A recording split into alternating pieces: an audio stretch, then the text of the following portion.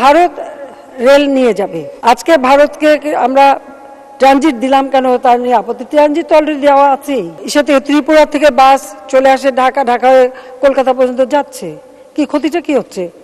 বরং আমরা রাস্তার ভাড়া পাচ্ছি। আর গণতন্ত্রের কথা তো আমি বললাম যে এতদিন পর্যন্ত গণতন্ত্র তো ক্যান্টনমেন্টে বন্দী ছিল। আওয়ামী লীগ সরকার গঠন করার পরই জনগণের গণতান্ত্রিক অধিকার জনগণের হাতে ফিরে এসেছে। ভারত সফরে নানা রকম কথা তুলেছে, সেক্ষেত্রে আমি কয়েকটি কথা এখানে বলতে চাই। ভারত রেল নিয়ে যাবে। মাননীয় স্পিকার, ভুটান থেকে একটি রাস্তা যাচ্ছে মিয়ানমার হয়ে থাইল্যান্ড পর্যন্ত, অথচ সেই রাস্তাটা যাচ্ছে বাংলাদেশকে বাইপাস করে। বাংলাদেশ বিশ্বব্যাপী যে রোডটা হচ্ছে তার থেকে বিচ্ছিন্ন। কেন আমরা বিচ্ছিন্ন থাকব? ভারত ছিল ভুটান থেকে এই রাস্তাটা বাংলাদেশ হয়ে, ভারত হয়ে, মিয়ানমার হয়ে থাইল্যান্ড যাবে। আপনি একবার চিন্তা করেন, আন্তর্জাতিকভাবে এই যোগাযোগ ব্যবস্থাটা হলে আমাদের ব্যবসা বাণিজ্য যোগাযোগ সব দিকে কত সুবিধা হতো, সেটাও খালেদা জিয়া নাকচ করে দিয়েছে। এই হলো অবস্থা, মানে আমরা একেবারে চারিদিকে বন্ধ হয়ে থাকবো। এটা হলো আমরা আসার পর খুব চেষ্টা করেছিলাম, কারণ টেকনোলজি বেরিয়ে গেছে, পাহাড় টাহাড় কেটে ভিতর থেকে সব রাস্তা নিয়ে যায়। কিন্তু অনেকবার আমি প্রথমবার সরকার এসে অনেকবার চেষ্টা করেছি, কিন্তু আর আমরা এর সঙ্গে যুক্ত হতে পারলাম না। যাও, আমাদের তো এখন ট্রান্সলেশন রেলওয়ে ট্রান্সলেশন হাইওয়ের সাথে আমাদের যুক্ত হতে হবে। আজকে ভারতকে আমরা ট্রানজিট দিলাম কেন তার নিয়ে আপত্তি। ট্রানজিট তো অলরেডি দেওয়া আছে। ইসে থেকে ত্রিপুরা থেকে বাস চলে আসে ঢাকা, ঢাকা হয়ে কলকাতা পর্যন্ত যাচ্ছে। কি ক্ষতিটা কি হচ্ছে? বরং আমরা রাস্তার ভাড়া পাচ্ছি, সুবিধা পাচ্ছে আমাদের দেশের মানুষ, আমরা কিছু অর্থ উপার্জন করছি।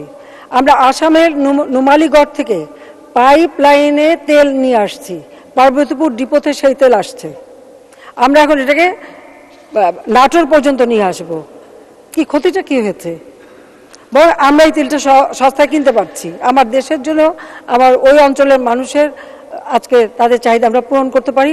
উত্তরবঙ্গে কোনো ইন্ডাস্ট্রি হয়নি, এখন ইন্ডাস্ট্রিয়ালাইজেশনের জন্য আমি যেতে পারি এবং বিদ্যুৎ উৎপাদন করার সেই কেন্দ্র আমরা নির্মাণ করেছি। আমরা নিজেদের দরজা তো বন্ধ করে রাখতে পারি না, এটাই তো কথা। আমরা সারা বিশ্বের সঙ্গে একটা যোগাযোগ করছি। আমরা নেপাল ভুটানের সঙ্গে ট্রানজিট পেয়েছি ভারতের। এটা তো কোনো একটা দেশ না, এটা আঞ্চলিক ট্রানজিট সুবিধা এবং যোগাযোগের সুবিধা করার জন্য করা হয়েছে। এই কথাগুলো আমি মনে করি এত বেশি কথা হচ্ছে যেগুলো আমাদের বলা উচিত, সেই জন্য আমি এটা বললাম। মাননীয় স্পিকার, আর গণতন্ত্রের কথা তো আমি বললাম যে এতদিন পর্যন্ত গণতন্ত্র তো ক্যান্টনমেন্টে বন্দী ছিল। রাত্রে হতো কারফিউ। আওয়ামী লীগ সরকার গঠন করার পরই জনগণের গণতান্ত্রিক অধিকার জনগণের হাতে ফিরে এসেছে। জনগণ আমাদের ভোট দিচ্ছে, আমরা জয়ী হচ্ছি। অত্যাচার নির্যাতনের কথা শুনি, যে অত্যাচার নির্যাতনের শিকার আমাদের আওয়ামী লীগের নেতাকর্মী। আমাদের কোন নেতা এখানে বাকি আছে জিয়ার আমলে, এরশাদের আমলে, খালেদা জিয়ার আমলে অত্যাচারিত না হয়েছে? অপারেশন ক্লিন হার্টের নামে মানুষ হত্যা করা, এই র্যাব দিয়ে আমাদের নেতাকর্মী হত্যা করা। ঢাকা সিটি কর্পোরেশন নির্বাচন হয়েছিল, সেই নির্বাচনে গুলি করে আমাদের 9 জন নেতাকর্মীকে হত্যা করেছিল। সেই মাগুরা মার্কা ইলেকশন নামে কি প্রহসন? খালেদা জিয়ার কথা যারা যে বলে, যেমন এরশাদ সাহেব 88 সালে ভোটারবিহীন ইলেকশন করে আবার নিজেকে রাষ্ট্রপতি ঘোষণা দিল, 90 সালে বিদায়। খালেদা জিয়া 15 ফেব্রুয়ারি 1996 সালে ভোটারবিহীন নির্বাচন করেছে, জনগণ মেনে নেয়নি, 30 মার্চ বিদায়। 2006 সালে 1,23,00,000 ভুয়া ভোটার নিয়ে নির্বাচন করতে গেল, জনগণ তাকে বিদায় দিয়ে দিল।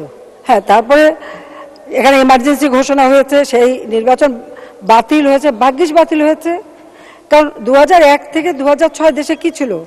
63টা জেলায় বোমা হয় একই সাথে, 500 জায়গায় বোমা, গ্রেনেড, গুলি, সেখানে নানা ধরনের সন্ত্রাসী কার্যকলাপ। এই বাংলাদেশ তো সন্ত্রাসীর অভয়ারণ্যে পরিণত হয়েছিল।